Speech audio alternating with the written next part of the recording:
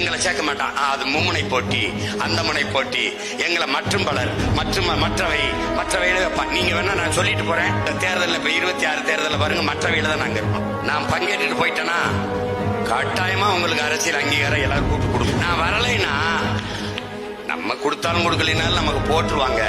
ஆனா இப்போ எல்லாரும் சீமானுக்கு போட்டுருவாங்கன்னு பயந்து அதுல என்ன நாங்க முடிவெடுக்கிறோம், எந்த இடத்தில் நீ நிராகரிக்கப்படுகிறாயோ அந்த இடத்தில் தவிர்க்க முடியாத ஒருவனாக எழுந்தனில். அதான் சாதனை.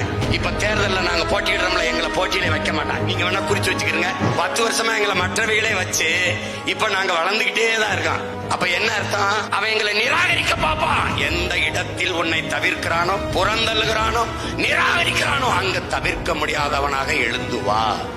அதாங்க.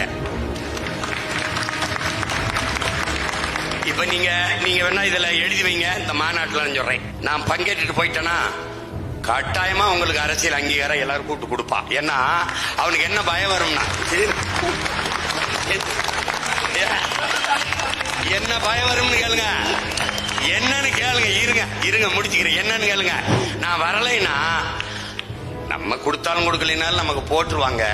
ஆனா இப்போ எல்லாரும் சீமானுக்கு போட்டுருவாங்கன்னு பயந்து என்ன பண்ணுவான், அவ கொடுத்துருவான். ஏய் மொத்த பேரும் சீமானுக்கு போட்ட போறாங்கப்பா. அவன் வேற. என் நம்பிக்கை 2021 சீட்டு கொடுத்தேன். நான் அவனுக்கு சீட்டு கொடுத்துருக்கதே ரொம்ப பேருக்கு தெரியாது. நான் போய் சௌராஷ்டிரா மக்களுக்கு சீட்டு கொடுத்துருக்கேன், தயவு செய்து போடுங்க அப்படியா சொல்ல முடியும்? எங்களை ஏன்னு கேளுங்க, கட்சியாவே அவங்க டிஎம்கே ஏடிஎம்கே, திமுக அதிமுக 2 இல்ல பாரதிய ஜனதா காங்கிரஸ் இது கொடுத்துருக்கா, கொடுக்கல. அப்ப எங்களை கட்சியில கணக்குல சேர்க்கல.